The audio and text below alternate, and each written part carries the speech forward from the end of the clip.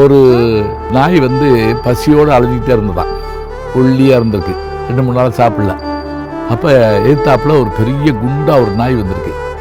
இந்த நாய் அதை பார்த்து இவ்வளோ குண்டா இருக்கே, நம்ம இனம் தானா அப்படின்னு யோசிச்சான். உடனே அதை பார்த்து கேட்டுச்சான், இவ்வளோ நல்லா இருக்கியே, அழகா இருக்கியே, எப்படி? அதுக்கு எங்கள் எஜமானர் நல்ல சாப்பாடு போடுவார். என்ன சாப்பாடு?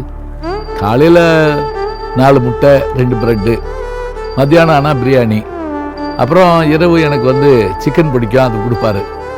சொல்ல சொல்ல சொல்ல இந்த நாய்க்கு ஆச்சரியம் தாங்களே. ஐயோ, இவ்வளோலாம் கிடைக்குமா? என்னையும் கூப்பிட்டு போறியா? தாராளமாக கூப்பிட்டு போகிறேன். சரி, உன் கழுத்தில் என்னமோ ஒரு வளையம் இருக்கே, என்ன? ஒன்றும் இல்லை, என்னைய கட்டி போட்டிருப்பாங்க.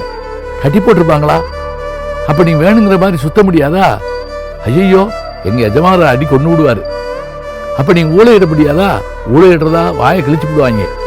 நீ குலைக்க முடியாதா? குலைக்கவே கூடாது. நான் உடனே இந்த தெருநாய் சொல்லிச்சு, இது ஒரு பொழப்பா?